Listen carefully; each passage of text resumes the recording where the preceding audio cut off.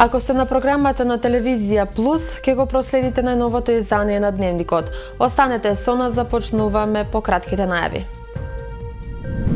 Куманово Hangout Music Festival. Земјоделците се информираа за придобивките од ЕУ. Државен надпревар по прва помош.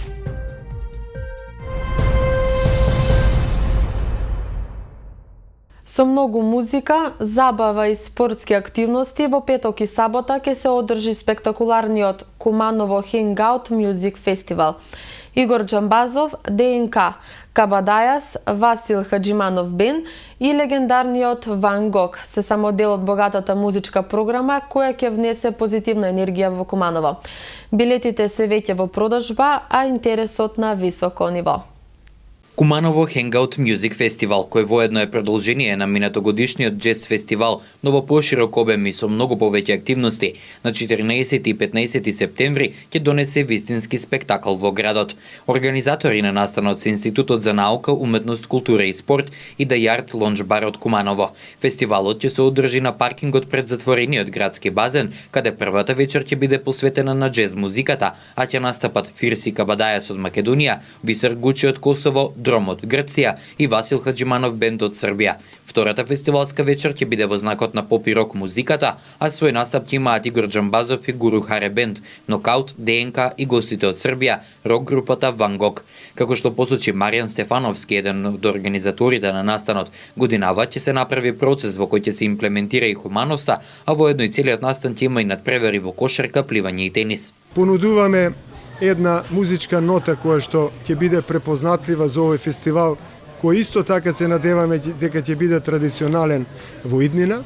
Сето тоа го подкрепивме со еден ентузијазам кој што ние сите во организациониот одбор максимално го дадовме, максимално се вложивме во тој процес и се надеваме дека фестивалот во однос на организацијата, во однос на сите оние групи кои што ќе бидат опфатени во него и сето она што ќе ни престои ќе биде максимално потенцирано и доведено до една точка на извонредно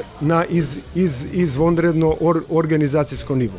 Освен добрата музика, фестивалот ќе понуди и низа спортски манифестации, а собраните парични средства ќе заменат во хуманитарни цели за семејствата од социјален ризик во градот. Уметничкиот директор на фестивалот Филип Стефановски вели дека е тешко да се соединат вакви изведувачи во два фестивалски вечери, меѓутоа изрази надеж дека ќе има голема посетеност со оглед дека ќе има музика и настани за сечи вкус. Најави дека билетите се пуштени во продажба на mktickets.mk, karti.com.mk, како и во The Yard Lounge Bar и Virtual M по цена од 500 денари за партер и 1000 денари VIP билет. И истите се блок билети за двата фестивалски вечери. Не можете физички да си купите посебно, него мора да биде глобална карта. Тоа го направивме за тоа што знаеме и сме свесни дека втората вечер е покомерцијална од првата и дека многу повеќе народ ќе ни дојде за втората вечер, па така да кога ќе имате еден билет во рака и кажете чекате дојми на джез фестивал да име што ќе се случува и какви гости ќе имаме оваа година, на тој начин културното ниво во Куманово ќе го подигнеме и ќе се култивизираме како народ и како град. За една идеја да се реализира потребен е цел тим, вели Емануил Ивановски, техничкиот директор на фестивалот, кој додаде дека спортските настани треба да го потигнат спортскиот дух кај младите кумановци.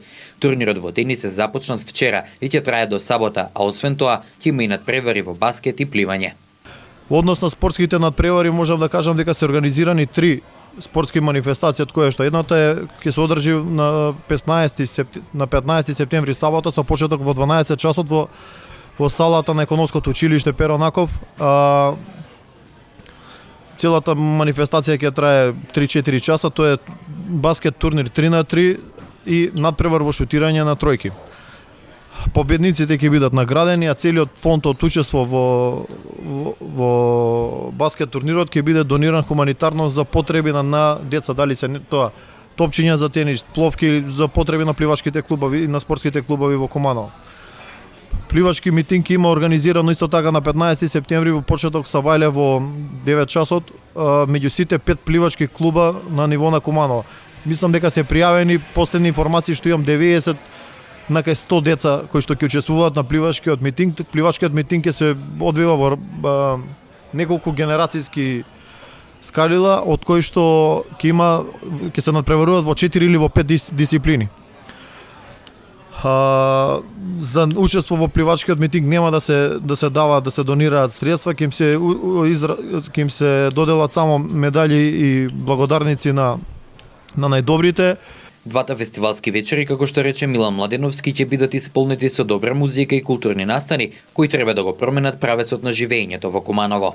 Покровители на фестивалот се Министерството за култура, Општина Куманово, јавното претпријатие Чистота и зеленило, Винарија Тиквеш, Јард Лонж бар Куманово, Скопска пивара, АЕ Груп, Максимо Лајтинг, ТАФ Македонија, Градска пекара Куманово, Вода Маја, Гемак, Бадел од Хрватска, а помагатели на настанот се Црвениот крст на Република Македонија, Кошаркарската федерација на Македонија, како и Кошаркарскиот клуб Куманово и Пливачкиот спортски клуб Тумба 3. За следната година организаторите најавуваат уште поголем фестивал, па затоа ги повикуваат граѓаните да присуствуваат на овогодинешното издание на Куманово Hangout Music Festival, кој во изминатите 15 години Куманово се уште го нема видено. Земјоделците од регионот денеска се информираа за придобивките и предизвиците од Европската Унија. Настанот е во рамки на кампањата "За чекори напред, изборот е твој", која ја спроведува Рурална коалиција заедно со уште неколку граѓански организации. Придобивки и предизвици од ЕУ ориентирано земјоделство е насловот на трибината од граѓанската кампања "За чекори напред, изборот е твој", која се одржа денеска во кружната сала во поранешен комитет. Рурална коалиција, како една од граѓанските организации носители на иницијативата, се обидоа на земјоделците од регионот да им ја доближат Европската Унија и заедничката земјоделска политика како основна политика на уредување на секторот земјоделство и рурален развој. Во земјоделскиот сектор заедничка е или значи она на кое што најмногу се работи е заедничката земјоделска политика. Тоа е политика која што го опфаќа земјоделството во сите земји кои што се членки на Европската Унија. Еве конкретно само значи за периодот 2021-2027 веќе се одобрени и буџетот е изгласан 375 милијарди евра ќе бидат значи на располагање преку овој буџет. Тоа значи за сите земји членки или вкупно дури 40% од буџетот вкупно на Европската Унија ќе се одделува за секторот земјоделство.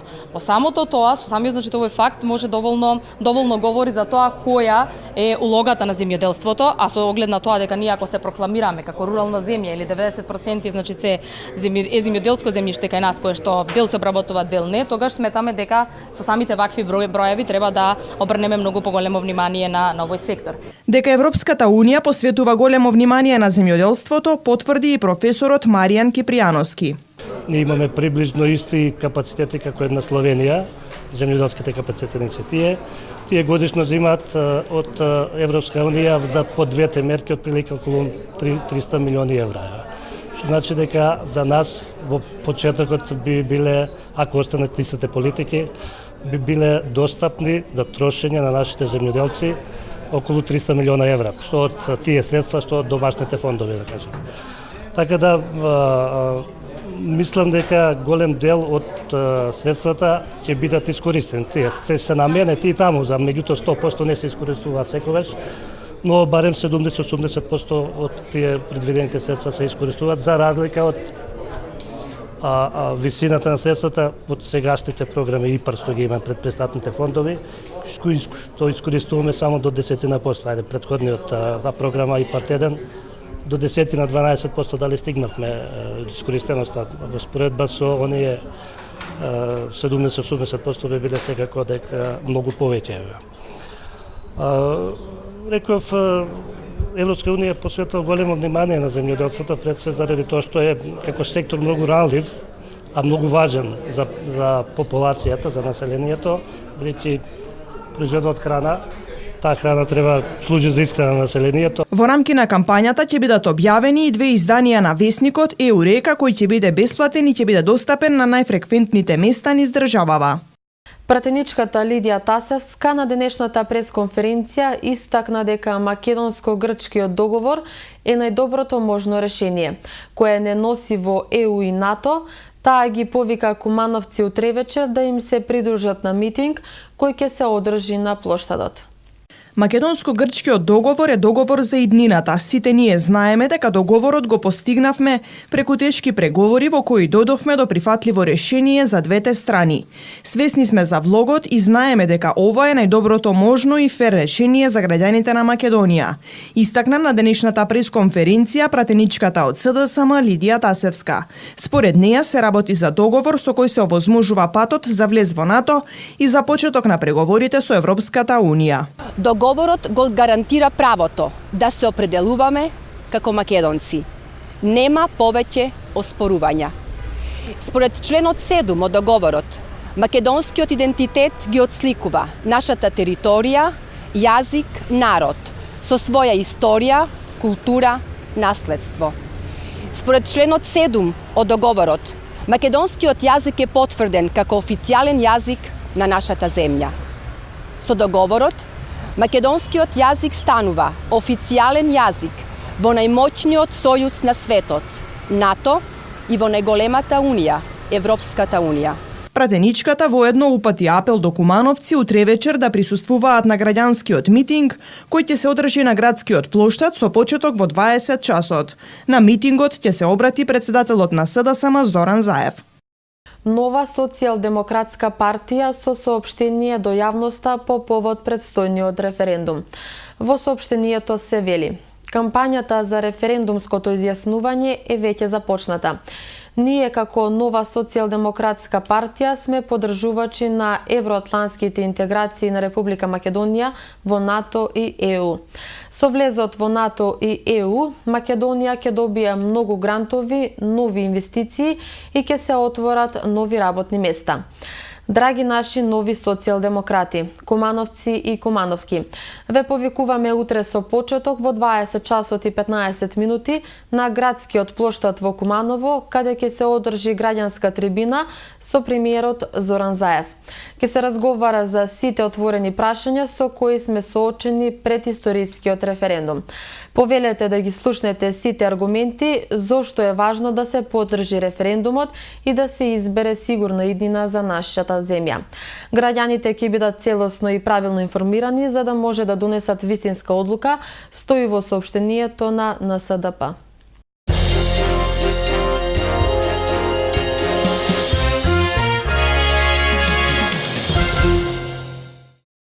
Општинската организација на Црвен крст Куманово традиционално се вклучи во одбележувањето на Светскиот ден на прва помош.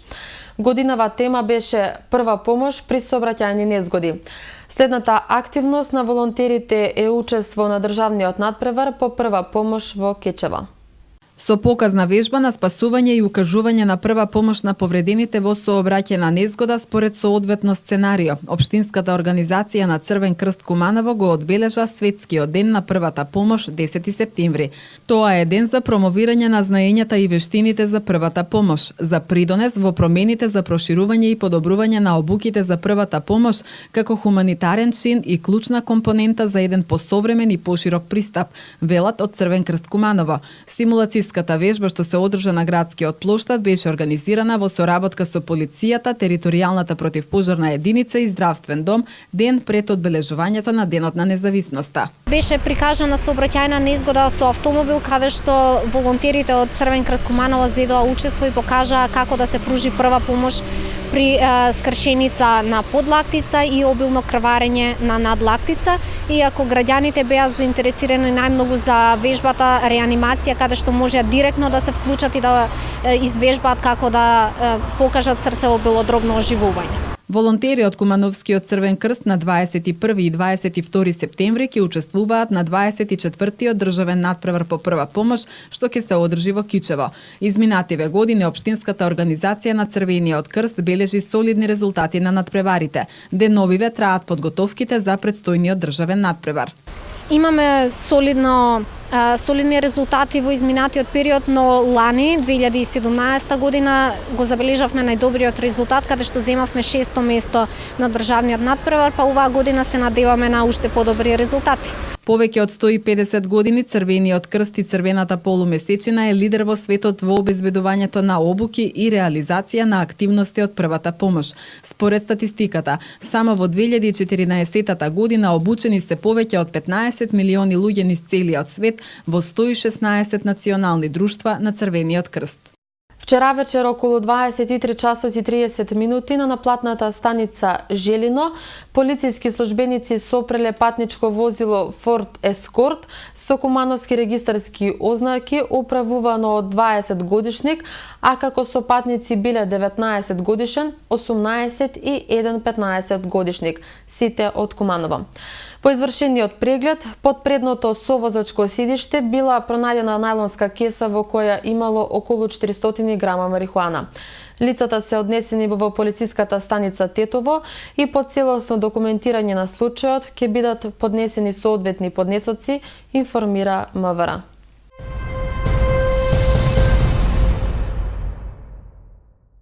Денеска се одбележува празникот посветен на погубувањето на Свети Јован Крстител, што секоја година се празнува на 11 септември. Во народниот говор се среќава под различни имиња: Свети Јован Сечиглав, Свети Јован Отсечен, Свети Јован Обсечен и така натаму. Поради значењето на овој светец, црквата овој ден го прогласила за строг пост. Значењето на Свети Јован Крстител воопшто во христијанскиот свет оставил значајни траги и во традицијата на македонскиот народ. Како и другите празници посветени на овој светител, и овој ден се празнува со многу внимание, со домашни селски или поголеми свечености, со заеднички гозби. Народот на овој ден држи строг пост, не само што не јаде мрсна храна, току и риба и зејтин. Останало забележано дека на овој ден луѓето не јаделе ни лубеница, домати, црвено грозје и други продукти со црвена боја, што потсетувале на крвта на светителот.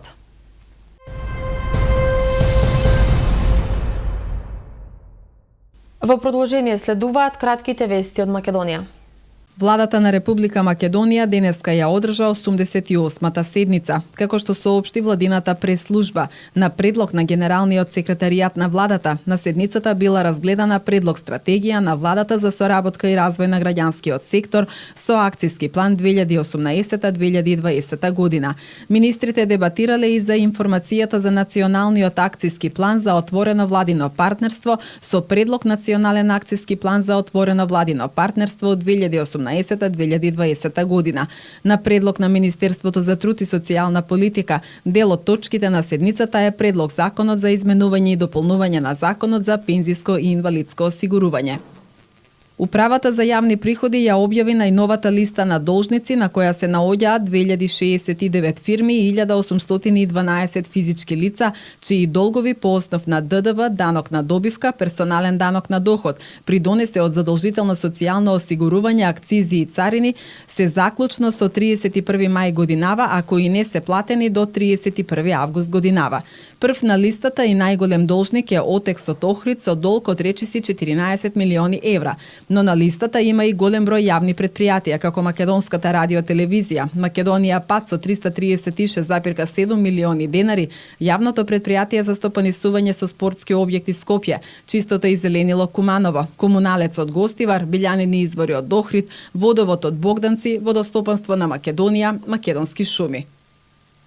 На македонските мали и средни компании од денеска им е достапна поволна кредитна линија од 100 милиони евра од Европската инвестициска банка. Парите ќе се пласираат преку Македонската банка за поддршка на развојот и 11 деловни банки. Како што беше речено на денешното потпишување на договорот за заемот, се очекува до крајот на месецот да бидат потпишани договорите со деловните банки, а веќе од следниот месец да почне и аплицирањето од фирмите за добивање кредити. Кредитите ќе се доделуваат во транши од по 5 милиони евра, а фирмите ќе може да учествуваат со проекти во вредност од 6.000 евра па до 3 милиони евра. Кредитната линија ќе биде достапна во наредните 2 години, односно до повлекувањето на сите транши. Се очекува да биде понудена по пониски каматни стапки, односно со каматна стапка од околу 3,5% и ќе има рок за враќање од 12 години со грејс период од 2 до 4 години во зависност од проектот. Кредитната линија ќе може да се користи за инвестиции, набавка на опрема, градежни материјали, машини, транспортни средства, финансирање на обртни средства. Досега вкупната подршка од Европската инвестициска банка за земјава изнесува 450 милиони евра.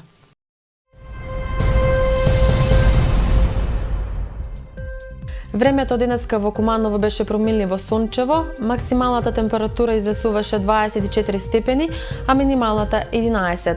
За утре метеоролозите најавуваат претежно сончево време, деневната температура ќе достигне до 27 степени, додека утринската ќе се намали до 12 степени Целзиусови. И со информацијата за времето го завршуваме и денешниот дневник. Ви посакувам убава и пријатна вечер. Се гледаме повторно утре во исто време. Довидување.